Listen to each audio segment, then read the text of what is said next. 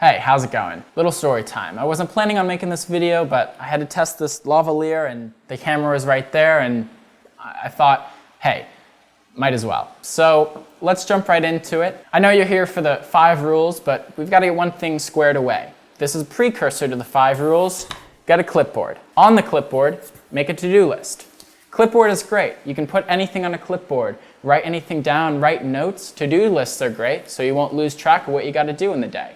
Helps me stay organized, helps me stay productive in my day. I know what's going on all the time. I never forget. Nothing slips through the cracks. Okay, with that said, let's launch into the 5 rules to maximize your productivity. Rule number 1 today is articulate your desire. And I like to articulate my desire by writing down what I call a desire recitation statement. And that statement is, just a little short thing that I've remembered and that I keep saying to myself to encourage myself to keep on going. Whatever your goal is, whatever your field you're in, I want you to articulate your desire, write it down in the desire recitation statement first, so then you actually know what you're going for. I always remember a class that I took in high school, and that class was on Meisner acting. The non-artistic gist of it is you know the script so well and you know the characters so well that by the time you're saying the lines, it's not like you're reciting lines. It's more like you're just going with the flow, the stream of consciousness. Those lines are in your consciousness. You don't even have to think about it. And that's why I'm bringing this up as an example. You want to remember that statement so well that you don't want anything to distract you, to disrupt your flow. So you want to really know your goals and really put them down on paper. Articulating a desire, really important. Okay, step 2, thinking before you work hard. I like to work hard. I'm sure a lot of people like to work hard. You feel satisfied, you've gotten the job done, you've done the work. But one thing I didn't start doing right off the bat was think before I work. I could be working long hours, 40 hours a week, but I could also be working in the wrong direction. And sure, if you have a definable goal, you've got to put the work in, you've got to put the time in, but you want to make sure that you're working in the right direction. So a little mantra I like to follow here is a definite plan followed by continuous action is the best way to make sure that your goals are going to be met. A statement unlike, I worked 10 hours today, and more like a statement like, I worked 10 hours today because I had to do this to complete a certificate, or I had to do this to complete a course, or I had to do this to get closer to my goals of opening a business. Really stretching it out, not just saying the blanket thing of, hey, I'm working, I'm being productive, but figuring out why it is you're being productive. Number 3 would be make progress every day.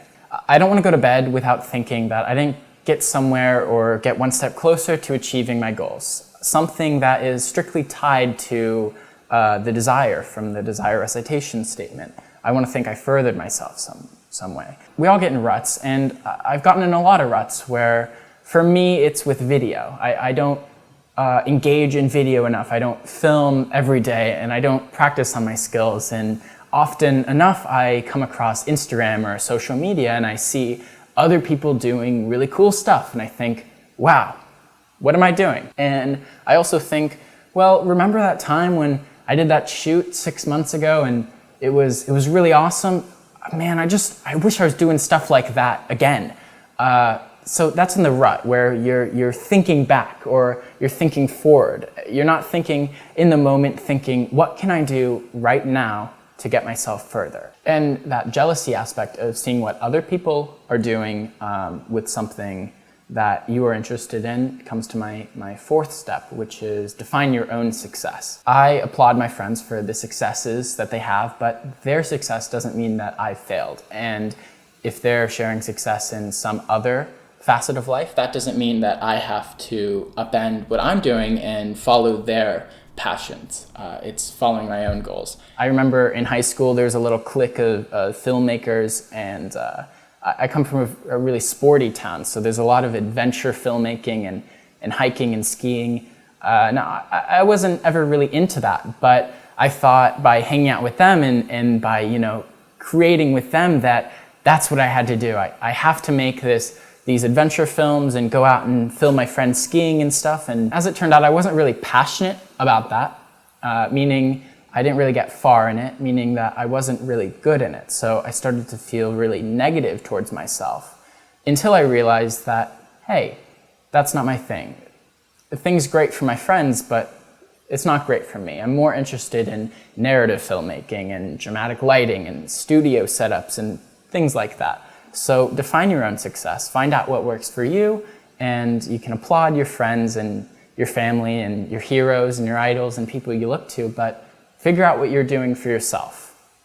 And number 5, limit the spare time. I'll start this section off by quoting Napoleon Hill from his book Think and Grow Rich on page 82, where he says, "Any person who has the ambition to give up part of his spare time to studying at home has in him those qualities which make for leadership." Leadership.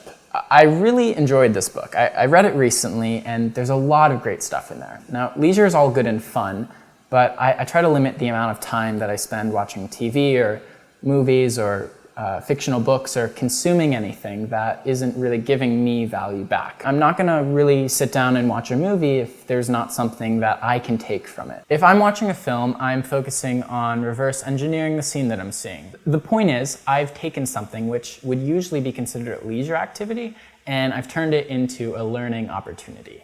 There's something that I can take away from it now. It's adding value to me in a form other than just entertainment. Be selective about what you do in your leisure time.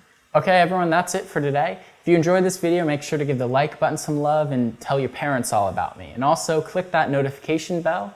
Let it know that you want to know when I put out a new video. As always, have a great day and see you next time.